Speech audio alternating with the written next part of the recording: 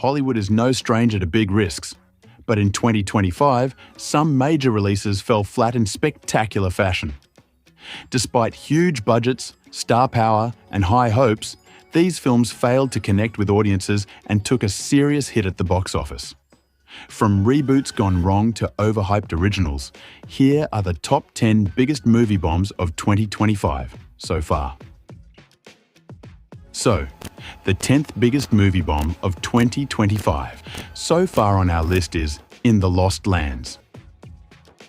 It wouldn't be surprising if In the Lost Lands flew completely under your radar, or if you hadn't heard of it at all. Based on a 1982 short story by Game of Thrones author George R.R. Martin, the film marked the latest effort from Paul W.S. Anderson, known for his flashy, lowbrow genre films. The movie starred Dave Bautista and Mila Jovovich, Anderson's frequent collaborator and real-life spouse from the Resident Evil franchise. Despite the familiar faces and source material pedigree, In the Lost Lands was met with harsh reviews and only received a limited theatrical release. With a production budget reportedly around $55 million, it managed to scrape together just $4.9 million worldwide. And the 9th biggest movie bomb of 2025 so far on our list is Love Hurts. We probably have Taken and Liam Neeson to thank for paving the way to Love Hurts, another entry in the ordinary man with extraordinary skills action subgenre that's been going strong since 2008. This time, the unlikely action hero is Marvin Gable, played by recent Oscar winner Ke Huy Quan, best known for his role in the Best Picture-winning Everything Everywhere All at Once. Despite the high-octane credentials of producer David Leitch, whose resume includes John Wick, Atomic Blonde, and Deadpool 2, Love Hurts failed to land a punch. Critics tore it apart, resulting in a grim 19% score on Rotten Tomatoes. And audiences weren't impressed either, with the film falling short of earning back its modest $18 million production budget.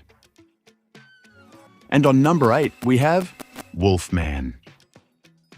Despite boasting all the right ingredients for a hit, the 2025 Wolfman reboot ultimately fell short of expectations. The film featured strong performances from Christopher Abbott and Emmy winner Julia Garner, and was helmed by horror veteran Leigh Whannell, known for his success with the Invisible Man remake. However, the project was plagued by early development troubles, including the exit of original lead Ryan Gosling and director Derek Cianfrance. While Whannell brought a seasoned touch to the director's chair, he couldn't quite rein in the beast. The film received lukewarm reviews and managed to earn just under $35 million at the box office, barely surpassing its $25 million budget. And on number 7, we have Death of a Unicorn. Death of a Unicorn serves as a reminder that even with all the right pieces, things can still go wrong. Featuring a star-studded lineup, Paul Rudd, Jenna Ortega, Will Poulter, Téa Leoni, and Oscar nominee Richard E. Grant, the film had no shortage of talent. Despite its whimsical title, the movie offered little magic. Written and directed by Alex Schaffman, it aimed to skewer greed and class disparity, but never quite settled on a consistent tone. As a result, the film landed in a muddled space. A comedy that only occasionally delivered laughs, and a horror film lacking real scares. Even with the backing of A24, known for bold and cerebral storytelling, Death of a Unicorn stumbled out of the gate, barely recouping its modest $15 million budget. And the 6th biggest movie bomb of 2025 so far is Captain America: Brave New World. Before Marvel fans get defensive, hear us out.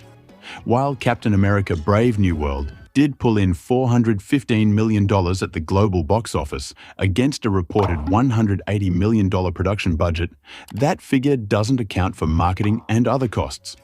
Industry estimates suggest the film needed at least $425 million just to break even. Financials aside, the 4th Captain America installment also earned the unfortunate distinction of being the lowest rated in the series. With audiences showing signs of superhero fatigue, the pressure now falls on Avengers Doomsday to revive the MCU's waning momentum. And on number 5, we have Opus. Death of a Unicorn wasn't A24's only misfire in 2025. Also joining the ranks of the year's notable flops was Opus, the directorial debut of Mark Anthony Green. The cult-themed thriller starred Emmy winner Ayo Edebiri of The Bear as a skeptical journalist, with John Malkovich playing an eccentric former pop star. On paper, Opus had all the ingredients of a future cult favourite, pun fully intended, but the final product failed to meet expectations.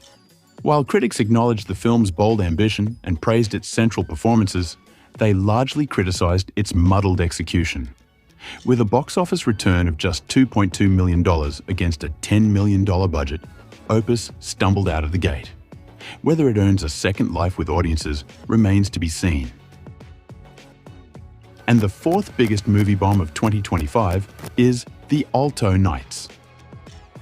There was a time when the idea of Robert De Niro playing not one, but two legendary gangsters would have guaranteed a box office smash. But in 2025, even a setup like that isn't a sure bet. The Alto Knights had all the makings of a mob movie classic. De Niro portraying both Frank Costello and Vito Genovese, a script from Goodfellas writer Nicholas Pileggi, and appearances by Sopranos alumni Catherine Narducci, Michael Rispoli and Matt Savito. Add Oscar-winning director Barry Levinson, Rain Man, Good Morning Vietnam, to the mix, and expectations were sky high. Sadly, the final product failed to deliver, earning just $9 million against a $50 million budget, a disappointing outcome for such a stacked lineup.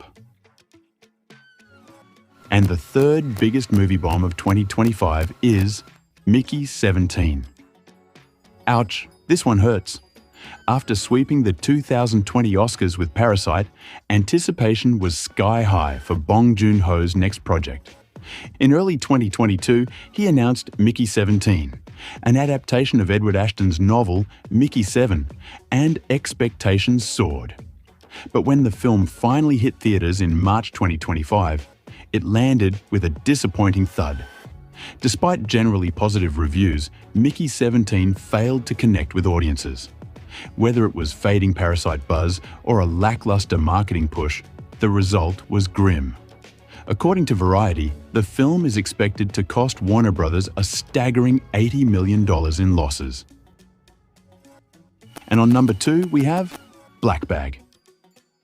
If even Cate Blanchett, Michael Fassbender, and Oscar-winning director Steven Soderbergh can't draw crowds, it raises serious questions about Hollywood in 2025. Black Bag, a critically lauded spy thriller with an impressive 98% on Rotten Tomatoes, stood out for being an original story. No franchise, no reboot. Yet despite the acclaim, it struggled to find an audience, earning just $39 million against a budget of up to $60 million. While hits like Ryan Coogler's Sinners show there's still room for big-budget originality, Soderbergh's public question lingers. What's going to happen to the next person who wants to make a film like this? And the last biggest movie bomb of 2025 so far on our list is Snow White. Yeah, this one didn't exactly catch anyone off guard. From the start, Mark Webb's live-action Snow White remake seemed plagued by controversy. The film faced backlash over Rachel Zegler's casting as the iconic princess, as well as her widely criticised comments about the original movie. Adding fuel to the fire was Gal Gadot's role as the evil queen, with her political stance drawing additional scrutiny during a volatile time. But beyond the headlines, Snow White simply failed to connect with audiences.